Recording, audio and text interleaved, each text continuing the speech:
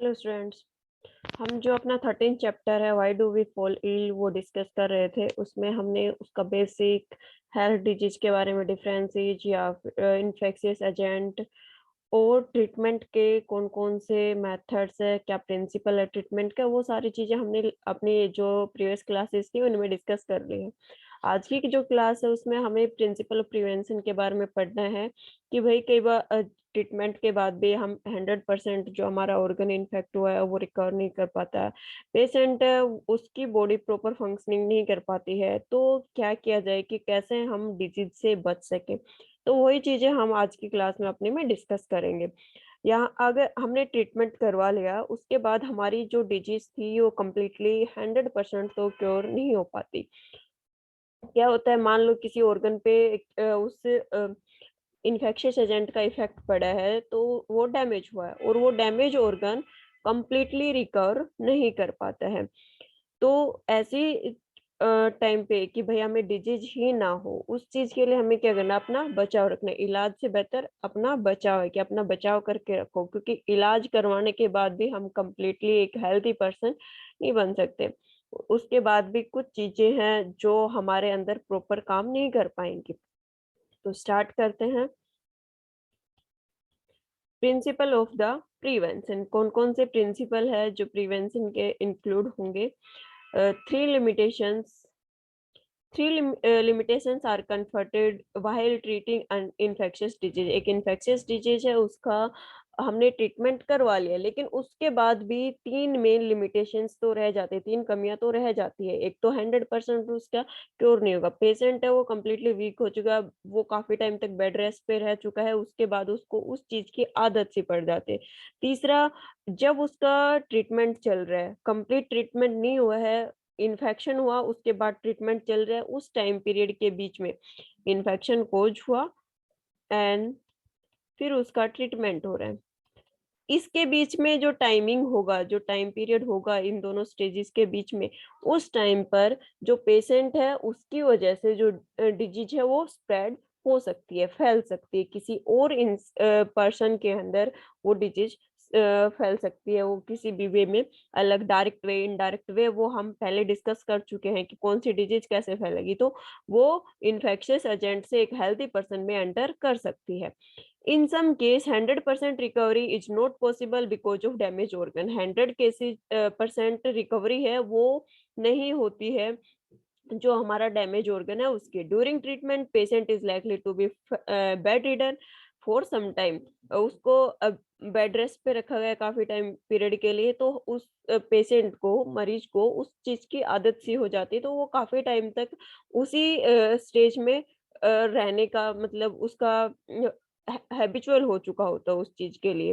Patient become a medium for spread, ये यहाँ पे, for spread of infection on during treatment. वो जब इन्फेक्शन और ट्रीटमेंट के बीच का टाइम पीरियड है, उस टाइम पे पेशेंट है वो डिजीज फैलाने का मीडियम बन जाता है। This leads about difficulties, prevention is better than cure. अपना बचाव करके रखो, इलाज से बेहतर तो यही है कि खुद का बचाव रखें। General way of principal, general way कौन कौन से होंगे, मतलब नॉर्मली हम किन किन चीजों को फॉलो करें तो हम एक डिजीज होने से खुद को बचा सकते हैं, कोई भी हमारे बीमारी हो उस चीज से हम बचा सकते हैं। तो इसके लिए एक तो पब्लिक हाइजीन सबसे जरूरी होता है, बेसिक की है हमारे प्रिवेंशन की। जो भीड़ भाड़ वाले इलाके हैं वहां नहीं जाना चाहिए, क्योंकि एयर के अंदर इन्फेक्शियस एजेंट की ड्रॉपलेट्स एंटर करेंगी और उसी एयर में हम इनहेल कर रहे हैं तो वो हमारे अंदर भी एंटर कर सकती है। तो इससे क्या, जो एयरबोर्न माइक्रोब्स होते हैं वो हमारे अंदर एंटर कर जाएंगे और डिजीज कोज हो सकती है। इसके अलावा जो वाटर है वो कंटेमिनेटेड नहीं होना चाहिए, सेफ ड्रिंकिंग वाटर हमें लेना चाहिए, प्योर ड्रिंकिंग वाटर है वो लेना चाहिए। इसके अलावा वेक्टर बोर्न, जैसे कि मॉस्किटो की वजह से डिजीज फैल रही है, तो हमें अपना जो इन्वायरमेंट है उसको क्लीन रखना चाहिए ताकि जो वेक्टर बोर्न डिजीज है, इन्फेक्शन है, उनसे हम बच सके। Public hygiene is one basic की टू प्रिवेंशन। जो जर्नल वे है उसमें सबसे जो बेसिक की है प्रिवेंशन की वो क्या हो जाएगी, पब्लिक हाइजीन। दस फॉलोइंग प्रैक्टिस आर अडेप्टेड, कौन कौन सी प्रोसेस हम उनको अडेप्ट कर सकते हैं to avoid exposure of airborne microbe, adopt living crowded condition, जो क्राउडेड कंडीशन है उनमें रहने से थोड़ा खुद को अवॉइड करना चाहिए, ताकि एयरबोर्न डिजीज हमें ना हो। अगर जा भी रहे तो मास्क वगैरह लगा के फिर हमें वहाँ पे जाना चाहिए, ताकि जो एयर के अंदर माइक्रोब्स प्रेजेंट है वो हमारी बॉडी के अंदर एंटर ना कर पाए। To avoid exposure to water water borne से तो माइक्रोब्स, कंटामिनेटेड वाटर पिएंगे तो हमारे अंदर जो वाटर बोर्न माइक्रोब्स है वो एंटर कर सकते हैं। तो इसलिए हमें सेफ ड्रिंकिंग वाटर है वो लेना चाहिए। ये नहीं है कि कंटामिनेटेड वाटर है उसी को पी रहे हैं तो उससे हमें डिजीज होने के चांसेस रहते हैं। To avoid vector borne infection है तो उसके लिए हमारे आसपास का जो इन्वायरमेंट है उसको हमें क्लीन रखना चाहिए। देन स्पेसिफिक वे क्या है, हमारे इम्यून सिस्टम का क्या प्रोसेस है कि वो हमें कैसे बीमारियों से बचाता है वो देखना है। तो हमारा इम्यून सिस्टम स्ट्रोंग होगा उतने ही हम जो डिजीज हैं उनसे बच के रहेंगे। हमारा इम्यून सिस्टम है वही हमारी बॉडी की डिफेंस करता है अलग अलग जो भी डिजीज हमें हो रही, कोई भी फॉरेन पार्टिकल हमारी बॉडी के अंदर एंटर करता है तो इम्यून सिस्टम उसके अगेंस्ट फाइट करना स्टार्ट कर देता है, एंटीबॉडी बनाना स्टार्ट कर देता है। और इम्यून सिस्टम में भी जो स्पेशलाइज्ड सेल होती है, जो हमारी डब्ल्यूबीसी व्हाइट ब्लड सेल्स होती है, वो मेनली जो एंटीबॉडी फॉर्मेशन का काम है, माइक्रोब से या कोई भी फॉरेन पार्टिकल एंटर किया है उसके अगेंस्ट जो फाइट करने का काम है वो कौन करती है, डब्ल्यूबीसी करती है। जो हमारी लिम्फोसाइट भी बोला जाता है WBC and white blood cells, तीनों एक के ही नाम है। With the help of strong immune system हम अपने आप को डिजीज से बचा सकते हैं। Immune system is defence system of the body, immune system है वो हमारे बॉडी का डिफेंस सिस्टम है, वो हमारा हमें प्रिवेंट करता है अलग अलग जो माइक्रोब्स हैं उनसे बचा के रखता है। इम्यून सिस्टम है स्पेशलाइज्ड सेल, इम्यून सिस्टम के पास स्पेशलाइज्ड सेल होती है डब्ल्यूबीसी, जो कि हमारी इम्यूनिटी को स्ट्रॉन्ग करती है, फॉरेन पार्टिकल्स एंटर के उनके अगेंस्ट फाइट करेगी। और जहां तक उसका प्रोसेस चलेगा, जहां तक इम्यून कंट्रोल कर सकती है वहां तक उस माइक्रोब के इन्फेक्शन को वो रोकेगी। लिम्फोसाइट डब्ल्यूबीसी को ही बोलते हैं, lymphocyte become active every time pathogen enter the body. Lymphocyte है डब्ल्यूबीसी है वो हमारी हर टाइम एक्टिव रहती है जब भी कोई पैथोजन, जब भी कोई फॉरेन पार्टिकल हमारी बॉडी के अंदर एंटर करता है। ये अलग अलग जो लिम्फोसाइट डब्ल्यूबीसी है उनके टाइप्स यहाँ पे दे रखे हैं, तो ये इतनी डिटेल हमें पढ़ने की जरूरत नहीं है, जस्ट शो करने के लिए आपको दिखाया गया है ये। हमारे इम्यून सिस्टम का मैकेनिज्म क्या होता है, इम्यून सिस्टम का मैकेनिज्म कोई भी पैथोजन एंटर करेगा बॉडी के अंदर, इम्यून सिस्टम एक्टिव होगा, जहां तक हो सकेगा डब्ल्यूबीसी उस माइक्रोब की वजह से होने वाले इन्फेक्शन को मिनिमाइज करने का और कंट्रोल करने का काम करेगी। कई बार जब इम्यून सिस्टम उस इन्फेक्शन को कोज होने से, उस माइक्रोब को कंट्रोल करने से नहीं सक्सेस हो पाता, तो उस टाइम पे इन्फेक्शन कोज होता है। और हमारा इम्यून सिस्टम स्ट्रोंग हो इसके लिए हमें गुड नरिशमेंट की रिक्वायरमेंट होती है, सफिशिएंट न्यूट्रिएंट्स हमें लेना चाहिए, अच्छा फूड लेना चाहिए, उसकी वजह से हमारा इम्यून सिस्टम स्ट्रोंग रह सकता है। देखो यहाँ से पैथोजन एंटर किया बॉडी के अंदर एंटर करते इम्यून सिस्टम एक्टिव हो गया, इम्यून सिस्टम में डब्ल्यूबीसी उन्होंने अपना काम करना स्टार्ट कर दिया, और जो पैथोजन एंटर किया उसके अगेंस्ट वो एंटीबॉडी बनाएंगे। ये चीजें हम पीछे जब ट्रीटमेंट के अलग अलग प्रिंसिपल पढ़ रहे थे वहां पे माइक्रोब्स के बारे में हम पढ़ रहे थे, तो वहां पे हमने देखा था कि माइक्रोब एंटर कर रहा है, डब्ल्यूबीसी वहां पे काम कर रही है, इम्यून सिस्टम डब्ल्यूबीसी के थ्रू एंटीबॉडी प्रोड्यूस करेगा, और वही एंटीबॉडी है वो उस माइक्रोब के फंक्शनिंग को रोकेंगी और उसको जो इन्फेक्शन कोज कर रहा है उस इन्फेक्शन को कोज होने से भी रोकती है। Immune cells manage to kill off the infection long before it assume major property. एक बड़ी प्रॉब्लम बने हमारे लिए इम्यून सिस्टम, तो इम्यून सिस्टम क्या करेगा, जो हमारी इन्फेक्शन कोजिंग एजेंट है उसको रोकने की कोशिश करेगा। A number of infecting microbe control the manifestation of disease will be minimum. जितने ज्यादा माइक्रोब्स है उनको इम्यून सिस्टम कंट्रोल कर पाएगा उतने ही ज्यादा चांसेस होते हैं कि हमें डिजीज नहीं हो। Lack of success of immune system leads the infection. अगर इम्यून सिस्टम उन माइक्रोब्स को रोकने में सक्सेस नहीं हो पाया तो फिर हमें डिजीज होने के चांसेस होते हैं, इन्फेक्शन कोज हो सकता है हमें। Sufficient nourishment of food is required a good immune system. हमारा इम्यून सिस्टम अच्छा हो उसके लिए हमें न्यूट्रिएंट्स की ज़रूरत होती है। हम अपना प्रॉपर फूड मतलब न्यूट्रिटिव फूड है, वो हमें लेना चाहिए ताकि हमारा इम्यून सिस्टम है वो स्ट्रॉन्ग रहे।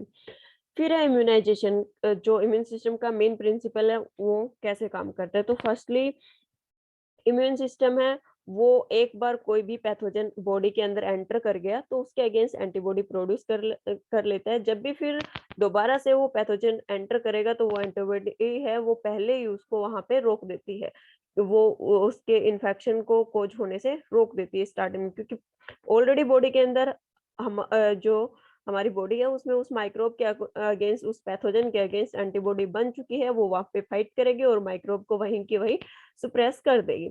दूसरा है कि भई इम्यून सिस्टम है, वो पूरी ताकत के साथ लड़ेगा, क्योंकि स्टार्टिंग में जब वो माइक्रोब एंटर किया था हमारी बॉडी के अंदर, तो उस टाइम तो उसको उस पैथोजन को पहचानना पड़ा, फिर उसके बाद एंटीबॉडी प्रोड्यूस करनी पड़ी। लेकिन अब तो क्या है, अब तो ऑलरेडी उसके अंदर के एंटीबॉडी प्रेजेंट है तो वो डायरेक्ट उस पैथोजन पे अटैक करेगा और उसको इन्फेक्शन कोज करने से रोकेगा।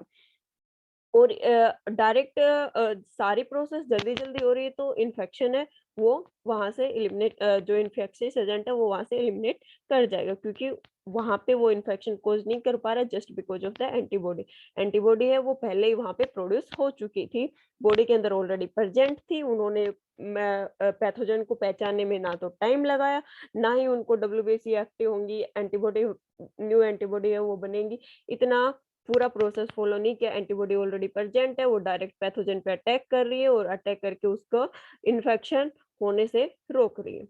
At the first encounter, immune system remember the pathogen specifically. Starting में जब डिजीज कोज हुई थी उस टाइम पे इम्यून सिस्टम है वो उस पैथोजन को पहचान लिया और उसके बाद उस चीज को याद रखेगा कि ये पैथोजन है। मान लो हमें कोल्ड हो रही है तो उसको ये चीज रिमेम्बर रहेगी कि ये कौन सा माइक्रोब है, कोल्ड कोजिंग माइक्रोब है, उसके अगेंस्ट जो एंटीबॉडी है वो वहां पे जाके काम करेगी।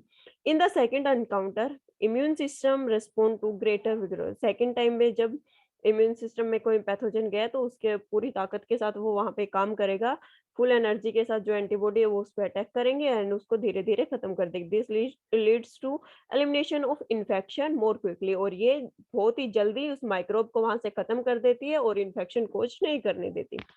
फिर दूसरी जो प्रोसेस है वो है वैक्सीनेशन। वैक्सीनेशन जो प्रोसेस है इसमें क्या हो सकता है कि भई वैक्सीनेशन में पहले ही हमें एक वैक्सीन दे दी जाती है, एक टीका लगा दिया जाता है ताकि वो बीमारी होने से पहले ही हमारी बॉडी में एंटीबॉडी बन जाए। वो बीमारी है, वो होने से पहले ही हमारी बॉडी में एंटीबॉडी बन जाए और फिर बाय चांस कभी वो पैथोजन हमारी बॉडी में एंटर करता है, वो माइक्रोब हमारी बॉडी में एंटर करता है तो ऑलरेडी जो एंटीबॉडी बनी हुई है, वो उस पे अपना काम करे और उस माइक्रोब के इफेक्ट को मिनिमाइज़ कर दे, वो डिजीज़ कोज़ ना कर पाए। इसलिए हम वैक्सीनेशन की जो प्रोसेस है उसको फॉलो किया जाता है। Fooling immune system to develop memory for a particular infection, this is done by putting something that minimize microbe. Vaccine क्या है? मतलब कोई एक ऐसी चीज जो माइक्रोब के इफेक्ट को मिनिमाइज कर रही है और डिजीज को नहीं होने दे रही। This does not cause the disease, disease को नहीं होने दे रही, हमारे ऊपर माइक्रोब का इफेक्ट ही नहीं पहुंचने दे रही। Immune system home antibody, immune system ने पहले ही एंटीबॉडी प्रिपेयर कर ली है।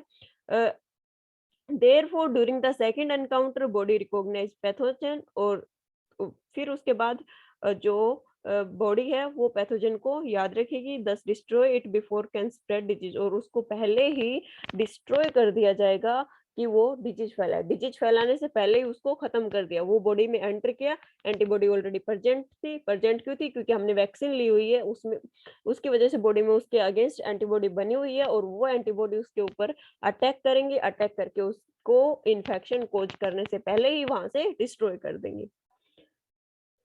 तो आज हमने जो प्रिंसिपल है प्रिवेंशन का वो पढ़ लिया है कि भाई प्रिवेंट हम खुद को बीमारियों से कैसे बचा के रखें। तो अपना हाइजीनिक एनवायरनमेंट होना चाहिए।